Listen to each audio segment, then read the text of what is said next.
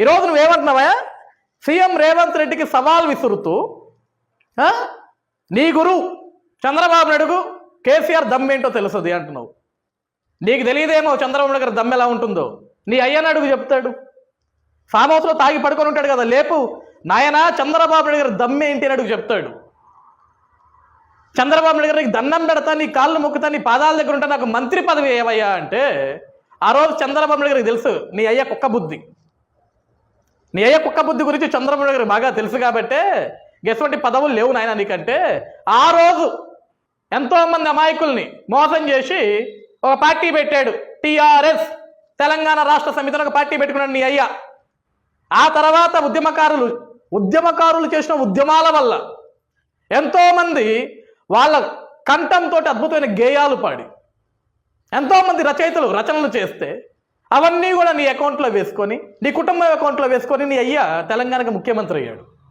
10 ఏళ్ల తర్వాత ప్రజలు అర్థం చేసుకున్నారు, నువ్వు నీ అయ్య తెలంగాణ మీరు తీసుకొచ్చింది కాదు, తెలంగాణ ప్రజలను మోసం చేస్తున్నారు, కేవలం మీరు ప్యాలెస్లు కట్టుకుంటున్నారు, ప్యాలెస్లో కులుకుతున్నారన్న సంగతి తెలిసి నీలాంటి నీ అయ్యలాంటి అవినీతి పరులు వద్దురా బాబు, మీరు బంగారు తెలంగాణను తీసుకురాలేదు, బంగారం లాంటి తెలంగాణని బొందలో పెట్టేదానికి మీరు ఉన్నారని చెప్పేసి తెలంగాణ ప్రజలు మిమ్మల్ని గమనించారు కాబట్టి మిమ్మల్ని బొందలో పెట్టారు, మీ పార్టీని బొందలో పెట్టారు. టీఆర్ఎస్ కాస్త బీఆర్ఎస్ అయింది, బీఆర్ఎస్ కాస్త బొందలోకి పోయింది. ఇది నిజం కాదా కేటీఆర్? ఈరోజు ఇంకా చంద్రబాబు నాయుడు గురించి నువ్వు మాట్లాడుతున్నావు. తెలంగాణలో ఓడిపోయి నీకు బుద్ధి రాలేదు, ఏడున్నాడు ఇంకో పనికి మాట్లాడు మాకు ఆంధ్రప్రదేశ్ రాష్ట్రంలో. ఆంధ్రప్రదేశ్ రాష్ట్రంలో ఓడిపోయి ఈడికి బుద్ధి రాలేదు. ఇక ఇప్పటికన్నా మారరా మీరు? నీకు జగన్మోహన్ రెడ్డికి ఏమన్నా తేడా ఉందా? ఒకడు బాగుపడితే చూడలేరు, ఒక రాష్ట్రం బాగుపడితే చూడలేరు, ప్రజలు సంతోషంగా ఉంటా చూడలేరు, పేద ప్రజానికం 3 పూట్ల కడుపు నిండా భోజనం చేస్తే చూడలేరు, పేద ప్రజానికం 5 చేతులతోటి 5 అంకెల జీతం సంపాదించుకుంటే చూడలేరు. కడుపు మంటరా మీకందరికీ? ఆంధ్రప్రదేశ్ రాష్ట్రంలో జగన్ పరిస్థితి అంతే, తెలంగాణలో నీకు నీ అయికున్న పరిస్థితి అంతే. 2014లో ఆంధ్రప్రదేశ్ రాష్ట్రం విభజన జరిగిన తర్వాత 2 రాష్ట్రాలకి 2 కొత్త ముఖ్యమంత్రులు అయ్యారు. తెలంగాణకి మీ అయ్యాడు, ఆంధ్రప్రదేశ్ రాష్ట్రానికి చంద్రబాబు గారు ముఖ్యమంత్రిగా అయితే 2014 నుంచి 2019 చంద్రబాబు గారి పరిపాలనలో లోటు బడ్జెట్లో ఉన్న రాష్ట్రం ఆంధ్రప్రదేశ్ అయితే 16,000 కోట్ల లోటు బడ్జెట్లో ఉన్న ఆంధ్రప్రదేశ్ రాష్ట్రం. కానీ తెలంగాణకు రోజు మిగులు బడ్జెటే కదా కేటీఆర్. అప్పటికే హైదరాబాద్ అద్భుతంగా అభివృద్ధి పరంగా ముందుకు వెళ్ళింది. అనేక సందర్భాల్లో నువ్వే చెప్పావు, నీ అయ్య కూడా చెప్పాడు, ఈ రోజు హైదరాబాద్ ఈ విధంగా డెవలప్మెంట్ అయిందంటే, ఐటీ రంగం అంతా అభివృద్ధి పరంగా ముందుకు వెళ్తుందంటే, అనేక పారిశ్రామికవేత్తలు అనేక ఐటీ కంపెనీలు హైదరాబాద్కి రావడానికి మూల కారణం చంద్రబాబు నాయుడు అని అనేక సార్లు నువ్వే మాట్లాడావు కేటీఆర్. అది నువ్వు మర్చిపోయినట్లున్నావు. నీ అయ్య కూడా చెప్పాడు, ఇది ఎవరెవరో అకౌంట్లో వేసుకుంటున్నారు, తెలంగాణకి ఈరోజు ఈ విధంగా ఆర్థిక వనరులు ముందుకు వస్తున్నాయంటే, అభివృద్ధి పరంగా ముందుకు వెళ్తుందంటే, ఈరోజు లక్షలాది మంది విద్యార్థులు యువత ఐటీ ఉద్యోగాలు చేసుకుంటున్నారంటే దానికి కారణం నారా చంద్రబాబు నాయుడు అనే సంగతి మీ అయ్య చెప్పాడు, నువ్వు చెప్పావు. ఈరోజు మళ్ళీ ప్రజల్లోకి వచ్చావు కదా, చేతికి ఒక మైక్ వచ్చింది కదా అని కేసీఆర్ దమ్మేంటో నీ గురువుని అడుగు. నీకు తెలుసు కదా చంద్రబాబు నాయుడు గారి దమ్మేంటో, నీకు తెలుసు కదా బాగా. ఆ దమ్ము చంద్రబాబు నాయుడు గారికి ఉందనే కదా మీకు కన్ను గుట్టి 2014 నుంచి 2019 వరకు ప్రపంచం అంతా కూడా ఆంధ్రప్రదేశ్ రాష్ట్రం వైపు చూస్తుంది. అందరూ ఆంధ్రప్రదేశ్ రాష్ట్రం గురించి మాట్లాడుకుంటున్నారు. లోటు బడ్జెట్లో ఉన్నప్పటికీ కూడా ఆంధ్రప్రదేశ్ రాష్ట్రానికి అనేక మంది పారిశ్రామికవేత్తలు వస్తున్నారు, పెట్టుబడిదారులు వస్తున్నారు, అందరూ ఆంధ్రప్రదేశ్ రాష్ట్రం గురించి మాట్లాడుకుంటున్నారనే కదా మీకు కడుపులో మంట.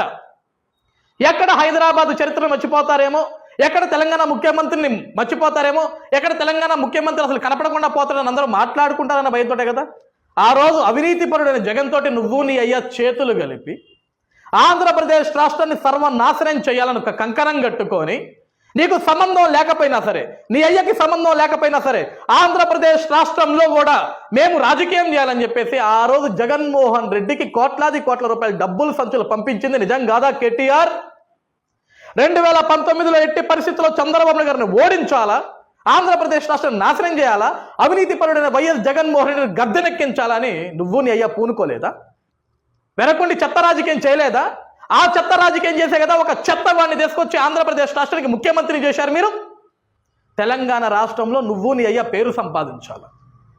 ఆంధ్రప్రదేశ్ రాష్ట్రానికి వచ్చిన పరిశ్రమలు కూడా ఆంధ్రప్రదేశ్ రాష్ట్రం నుంచి నీ రాష్ట్రానికి తరలి రావాలని.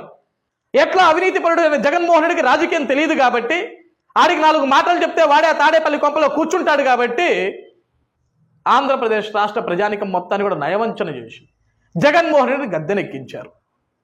ఏం సాధించారయ్యా మీరంతా కూడా జగన్మోహన్ రెడ్డి గద్దెనెక్కించి? ఆ? చంద్రబాబు నాయుడు గారిని దింపేయాల. ఆయన ముఖ్యమంత్రి పీఠ మీద కూర్చుంటే మీ అయ్య గురించి ఎవడు మాట్లాడుకోడు. బంగారు తెలంగాణ మేమే తీసుకొచ్చాం అనుకోవటం తప్ప ఒక్క ప్రజానికం చెప్పుకునేటోళ్ళు లేడు మీ గురించి. కానీ చంద్రబాబు నాయుడు గారి చరిత్ర కథలుగా చెప్పుకుంటారు. హైదరాబాద్లో బతుకుతున్న మీకు కూడా ఏ అభివృద్ధిని చూసినా సరే ఆ హైటెక్ సిటీ సైడ్ వెళ్తుంటే కూడా మీ కళ్ళకి ఎవరు గుర్తొస్తున్నారా అంటే చంద్రబాబు నాయుడు గారు. ఔటర్ రింగ్ రోడ్ చూస్తే మీ కళ్ళకి ఎవరు గుర్తొస్తున్నారా అంటే చంద్రబాబు నాయుడు గారు. ఈరోజు ప్రపంచవ్యాప్తంగా కోవిడ్ వ్యాక్సిన్ ఎక్కడ తయారైంది? కేటీఆర్ ఎక్కడ తయారైంది? ఆ పునాది వేసిన వ్యక్తి ఎవరు? నారా చంద్రబాబు నాయుడు గారు. చివరికి కోవిడ్ మహమ్మారి మూమెంట్లో కూడా తెలంగాణ ప్రజానికం చంద్రబాబు నాయుడు గారి గురించి మాట్లాడుకుంటారు. చదువుకున్న ప్రతి ఒక్కరు కూడా చంద్రబాబు నాయుడు గురించి మాట్లాడుకుంటే తట్టుకోలేకపోయారా మీరంతా? మరొకసారి కుట్రబన్నాలనుకున్న జగన్మోహన్ రెడ్డితో కలిసి. కానీ పైన దేవుడు ఉన్నాడు, కింద ప్రజానికం ఉన్నారు. 10 ఏళ్ళు మీరు తెలంగాణను భ్రష్టు పట్టించారు. 5 ఏళ్ళు ఈ జగన్మోహన్ రెడ్డి ఆంధ్రప్రదేశ్ రాష్ట్రాన్ని భ్రష్టు పట్టించేసరికి ప్రజలకి చిరాకు వచ్చేసి తెలంగాణలో మిమ్మల్ని బొందబెట్టారు ప్రజలు. ఆంధ్రప్రదేశ్ రాష్ట్రం ఈ వైఎస్ జగన్మోహన్ రెడ్డిని బొందబెట్టారు ప్రజలు. ఓడిపోయిన తర్వాత ఏం చేయాలో తెలియక నీ అయ్యేమో తెలంగాణలో ఒక ఫామ్ హౌస్ కట్టుకున్నాడు. ఆ ఫామ్ హౌస్లో కూర్చొని రోజుకి ఒక 90 వేసి పడుకుంటున్నాడు. ఆంధ్రప్రదేశ్ రాష్ట్రంలో ఈడొక ప్యాలెస్ కట్టుకున్నాడు తాడేపల్లి. ఈడిక్కడ కూర్చొని విషం చెమ్ముతూ ఉంటాడు. ఇంకెంతకాలం విషం చెమ్ముతారు మీరు? మీరు విషం చిమ్మితే ప్రజలు నమ్మే పరిస్థితిలో ఉన్నారా? చెప్పు.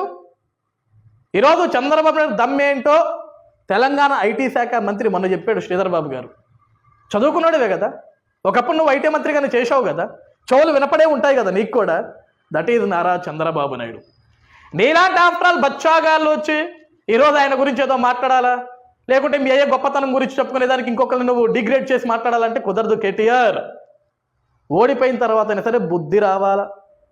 ఎందుకు ఓడిపోయామనేది ఒక చిన్న బేరీ వేసుకో.